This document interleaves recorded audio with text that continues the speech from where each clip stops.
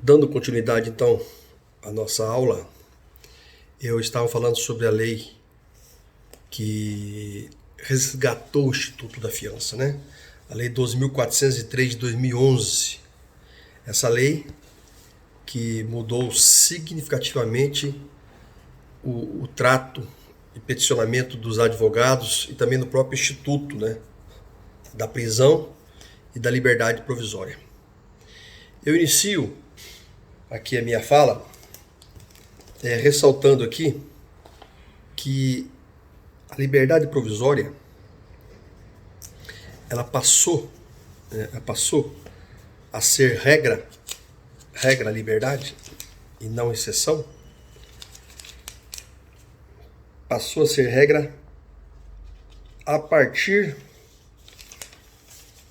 deixa eu ser preciso aqui, de 1977, então até o Código de Processo Penal de 41 e até 77 a prisão era a regra, gente. Olha só, a prisão era a regra e a liberdade é exceção. Então a prisão passou a ser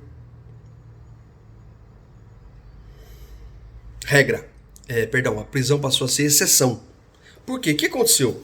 Qual o momento? Porque no Brasil nós temos os momentos políticos, né, que a gente se atravessa e que faz com que os nossos legisladores eles alterem o nosso ordenamento processual penal, nosso sistema processual. E isso ocorreu em 77, em plena ditadura militar, que tinha uma polícia especializada, a Polícia Civil, do DOI-CODE, e ela tiveram vários problemas, vários excessos, né? Então nós temos até vários habeas corpus célebres aqui, de magistrados, principalmente do Tribunal de Justiça de São Paulo, né? Na qual eu lecionei suas obras, que enfrentaram, né, aquela ditadura pelo princípio da legalidade, né? Então nós tivemos muitas injustiças, muitas situações cometidas. Só que essa lei foi alterada, foi para beneficiar apenas um delegado de polícia, né? A famosa Lei Fleury. Por quê? Porque lá, durante a ditadura, tinha o tal do Esquadrão da Morte, né? Que era conhecido Esquadrão da Morte, que eram eliminados até as figuras políticas e também os bandidos de alta periculosidade, né? E lá nós tivemos então a alteração do artigo 310, que ele previa essa situação de liberdade quando não estivesse prevista a situação de prisão preventiva. Então, lá em 77 nós tínhamos então prisões. Antes da sentença penal condenatória, nós tínhamos prisões apenas em relação... Apenas não, eram até muitas, né? Nós tínhamos a prisão preventiva, que existe até hoje. Nós tínhamos a prisão em decorrência de uma sentença de pronúncia, sentença condenatória, e sentença de pronúncia e sentença condenatória. Essas modalidades. E a prisão preventiva, a prisão em flagrante, né? Que também, se mantivesse, o cidadão ficaria preso durante todo o processo. Mas aí chegou essa situação, os legisladores alteraram o artigo 310, que passou a ter nova redação, então, que só ficaria preso quando, então, estivesse na situação de prisão preventiva. Então, o juiz, quando recebia o auto de prisão em flagrante, ele já tinha que analisar os pressupostos da prisão preventiva. E agora, em 2011, nós tivemos, então, bem esclarecido o que seria esse meandro de 77 até 2011. Por quê? Porque de 77 a 2011 nós tínhamos uma situação até injusta, né? Pessoas que tinham direito à fiança, crimes afiançáveis, né? Recolhia a fiança, livravam-se solto. Quem não tinha direito à fiança, não pagava a fiança e livrava-se solto. Então, é coisa de brasileiro mesmo, né? Porque uma situação de que um crime mais grave, a pessoa ficava em liberdade sem pagamento da fiança. E crime menos grave, que era afiançável, tinha que pagar a fiança para poder se livrar solto. Então nós ficamos com esse absurdo até 2011, quando realmente foi resgatado o Instituto da Fiança, né? Em relação a essa situação. Por quê? Porque até 2011 nós tivemos também a situação de 1989, que tivemos a prisão temporária, né? Prisão temporária, que foi um lobby, né, dos delegados de polícia, que na Constituição de 88 eles perderam o poder, né, de ingressar na sua casa com seus agentes sem comunicar ao juiz. Ele entrava na sua casa, isso até 88, gente, olha, bem recente, dentro da história da evolução do processo penal, né? Então até 88 o juiz poderia ir na sua casa, o delegado poderia ir na sua casa, quebrar a porta, fazer a busca que ele quisesse de um suspeito de algum crime, depois ele lavrava o mandado de busca e apreensão assinado pelo delegado. Isso, o delegado que assinava o mandado de busca e apreensão. E a partir da Constituição de 88 acabou isso. Só com ordem judicial para entrar na casa de alguém, né? A não ser aquelas exceções, né? Flagrante delito, autorização, né? Aquela autorização do morador. Mas então, gente, o que aconteceu? Essa prisão, em 89, eles fizeram aquele lobby. E para que serve delegado? Então você não pode nem entrar na casa do investigado, né? Então eles fizeram um lobby e conseguiram, junto ao Congresso, uma lei que, dentre os meus 30 anos de advocacia, é uma das maiores aberrações, né, que existe dentro da involução, que foi uma involução, não foi uma evolução do processo penal, que é a lei de prisão temporária, né? Essa lei de prisão temporária, que foi, na verdade, um cala-boca, né, para os delegados que puderam continuar com as suas atividades. O que é a prisão temporária? Prisão temporária nada mais é do que o delegado que vislumbra uma situação de que ele não pode, por exemplo, investigar um cidadão suspeito de algum crime sem que ele tenha certeza da sua identidade, que ele tenha certeza da sua residência, né? E aí nasceu uma outra situação, que é o rótulo, né? Foi a lei de prisão temporária que começou a rotular crimes, que até 89 não tinha rótulo de crimes, né? Nós tínhamos crimes e tínhamos infração penal, em espécie, em gênero e espécies, crime e contravenção. Isso até 89. Chegou em 89 com a lei de prisão temporária, que o delegado não poderia entrar na casa, mas ele poderia requerer ao juiz se o investigado estivesse nessa situação do quê? De ter cometido um crime grave. Aí rotularam crimes. O que seriam os crimes graves? Então quem tiver dúvida do que seriam os crimes graves, basta consultar então a lei de prisão temporária, que você vai ver o que são os crimes graves, ditos graves. Então, se o delegado argumentasse no seu pedido de prisão temporária que era imprescindível para a investigação a prisão do investigado, que tinha dúvidas sobre a identidade ou residência do investigado, e o crime que ele estaria sendo investigado, ou teria cometido, em tese, é um daqueles constantes naquele rol de crimes graves. Então nasceu aí em 89 os crimes graves. Depois, em 90, uma lei pior ainda, né? Que conseguiu ficar pior ainda, que é a lei de crimes hediondos, que já diferenciou os crimes graves de crimes hediondos. Ou seja, eles pegaram todos os crimes graves e colocaram mais alguns para poder associar com os crimes graves, dizendo que ia assemelhados, os crimes graves e assemelhados, né? Então seria o tráfico de drogas, não seria crime grave, não seria crime hediondo, perdão, mas seria um crime que também estaria protegido, né, pela lei de crimes hediondos, terrorismo e dentre outros. Então o que acontece? Pra você ter uma ideia, a lei de crimes hediondos, dos 13 artigos, 11 já foram declarados inconstitucionais. Isso, 11 dos 13. Então, uma lei que eu advoguei durante todo esse período, nós sofremos muito com isso, o advogado na seara criminal, que não conseguia liberdade provisória, de uma pessoa primária, bons antecedentes, não tivesse um senão na vida, mas por causa de uma briga que teve com alguma autoridade, colocaram lá 1 quilo de maconha embaixo do carro dele, durante estava lavando o carro, e o cara ficava preso o processo todo. Era insuscetível de liberdade provisória. Fiança nem pensar, né? Ainda mais liberdade provisória. Então ficava preso o processo todo. E o juiz se negava a conceder liberdade só no aguardo da sentença. Então era realmente uma grande de uma injustiça por causa dessa lei de crimes hediondos. Mas voltando agora então às nossas prisões cautelares, então nós temos, até 2011 nós tivemos agora então a prisão preventiva, a prisão em flagrante, perdão, a prisão preventiva, a prisão em decorrência de uma sentença de pronúncia e a prisão em decorrência de uma sentença condenatória recorrível. E aí, em 89, nós tivemos a quinta modalidade de prisão cautelar, que, para quem tem dúvida ainda, a prisão cautelar é aquela prisão antes da sentença condenatória, né? Transitada em julgado, pelo princípio da presunção de inocência. Então nós tivemos agora a prisão temporária, essa prisão que ela abomina. Por que abomina, na minha ótica? Porque, na verdade, ela prende primeiro para investigar, ao invés de investigar para prender. Então o delegado tem dúvida, não gosta de algum desafeto, prende primeiro e se achar as provas, coloca ele sentado em cima. Se não achar as provas, livra-se solto, porque é uma prisão tempo. Então tempo, né? 5 dias prorrogados por mais 5 e 30 dias prorrogados por mais 60 no caso de crimes hediondos, né? Os tais crimes hediondos. Então nós tivemos essa situação. E hoje, a partir da lei 12.403 de 2011, nós tivemos agora o advento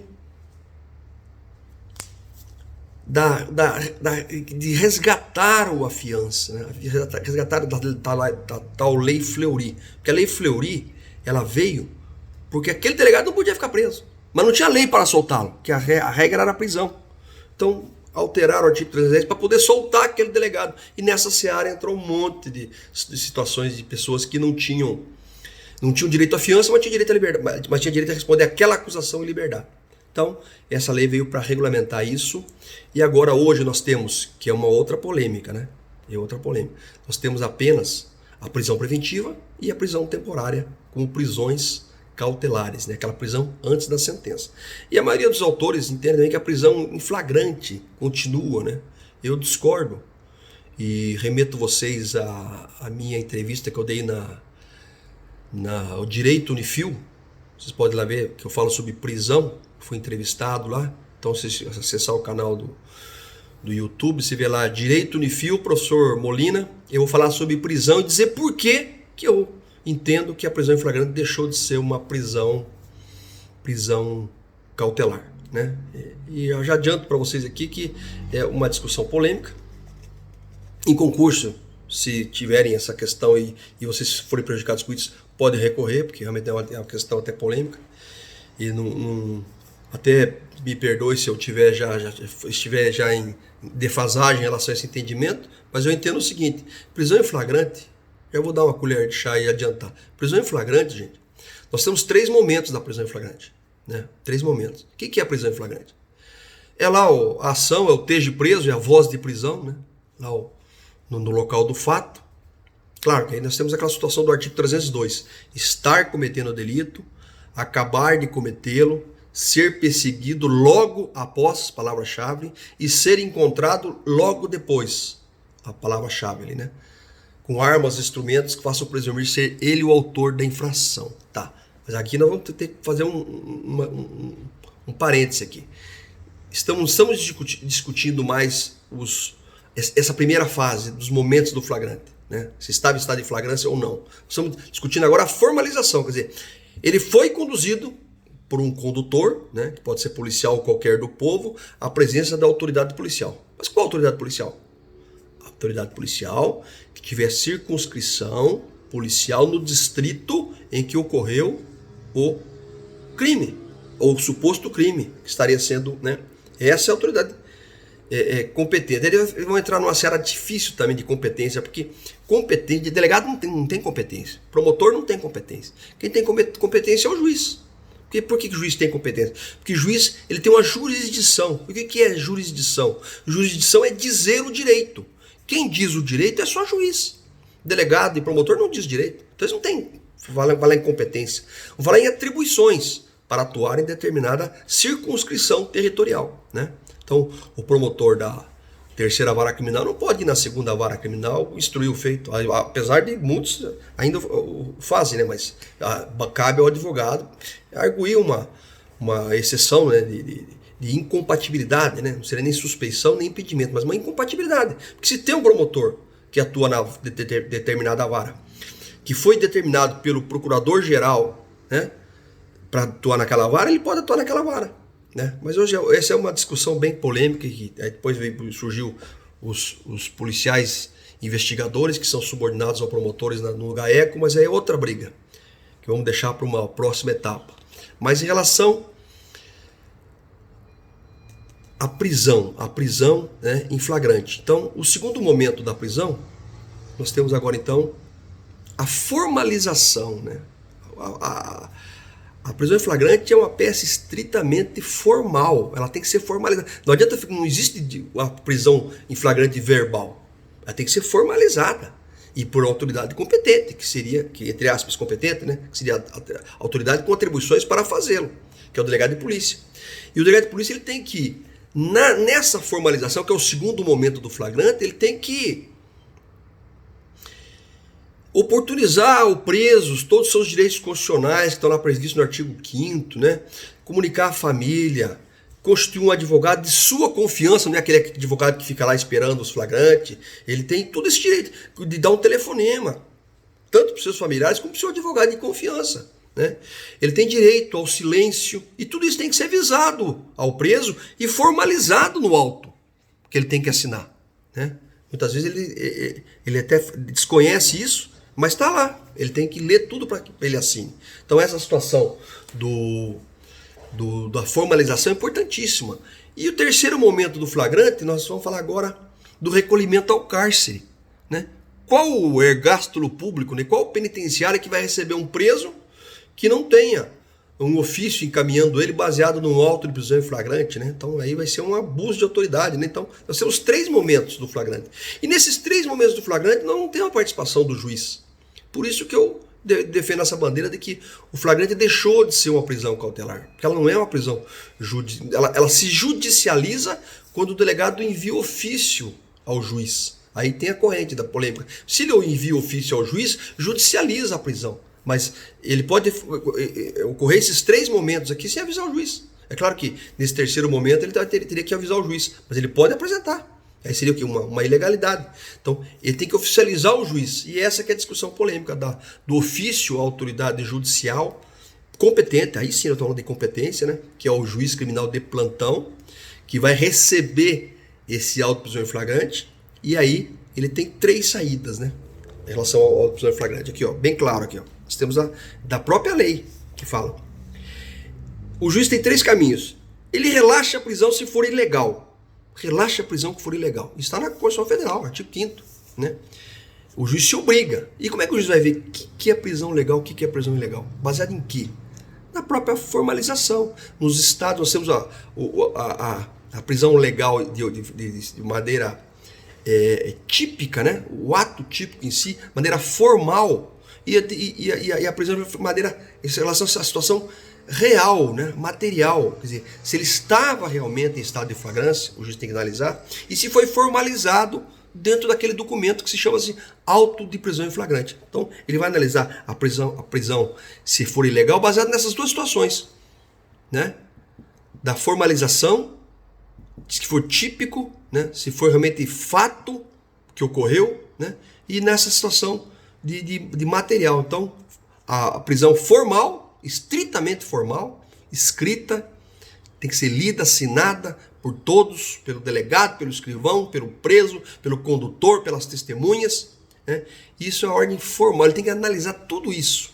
E não só tudo bonitinho no papel, tem que ter o quê? Os momentos, né? A estado de flagrância, se ele estava cometendo crime, estava com a arma na mão, a faca na mão, enfiando a faca na vítima, está cometendo crime. Ou então tem um corpo estendido no chão e ele está com a faca na mão suja de sangue. Acabou de cometê-lo. Isso são diante do flagrante próprio, né? E o impróprio. O impróprio é aquela situação de acabou de cometê-lo e foi perseguido logo após. Olha só, logo após. Aí nós temos aquela guerra jurisprudencial, né? E doutrinária em relação ao que é esse logo após. O que é o logo após? Logo após é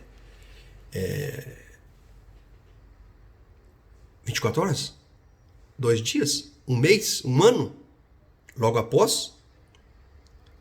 O logo após, gente, é perseguição, a palavra-chave aqui.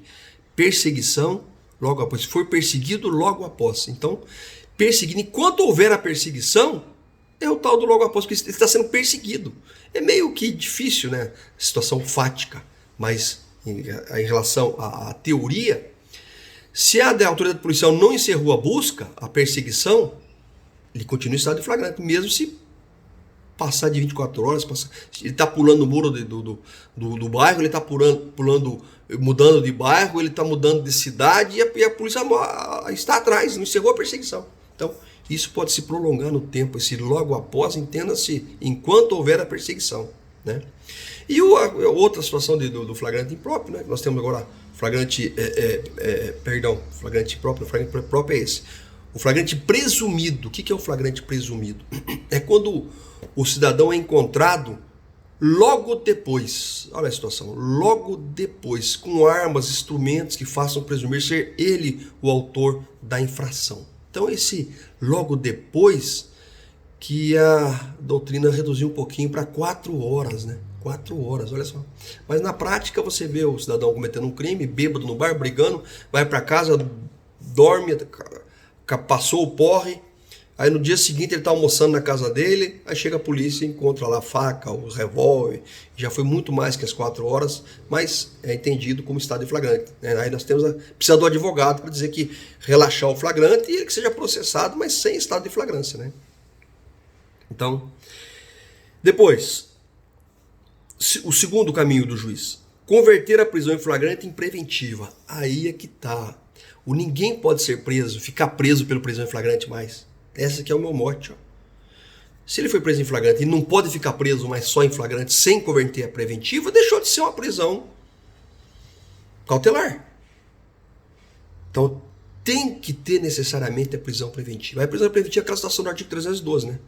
Garantia da ordem pública e econômica, que foi acrescentada no tempo daquela pandemia econômica que nós tivemos lá antes do plano do real. Conveniência da instrução criminal. Conveniência. Se for conveniente para a instrução que ele permaneça preso, para não ficar ameaçando testemunha, etc., aí é conveniência da instrução que ele continue preso. Ou para assegurar a aplicação da lei penal. Então, o asseguramento da aplicação da lei penal ocorre quando? Quando tem notícias veementes, né? Notícias de que ele está querendo se furtar a aplicação da lei penal. Que ele, se condenado for, não vai ser encontrado. Aí como é que vai libertar um homem desse? Aí baseado nisso, né, uma pessoa dessa, perdão. Então, baseado nisso, é que também se decreta. E não é ou garantia da ordem pública, ou garantia da instrução criminal, conveniência da instrução criminal, ou asseguramento da aplicação da lei penal. Observe que quando a pessoa é de outro lugar, não tem raízes no domicílio da culpa, aí se justifica até esse asseguramento da aplicação, porque o cara ele é lá do Nordeste, ou é de São Paulo. Se ele colocar de liberdade, fala que mora lá em São Paulo. Então nós estamos aí, o juiz pode ter ad cautela, manter preso baseado apenas nisso, né? Claro que aí pode sim surgir a defesa, mas essa que é a situação que o juiz tem que analisar. Então, ninguém mais fica preso em flagrante sem o juiz decretar a preventiva. Olha só. E aí vem a terceira situação, né? Que é conceder liberdade provisória com medidas cautelares, né? Medidas cautelares. Então, ele pode também aplicar uma liberdade provisória sem medidas cautelares.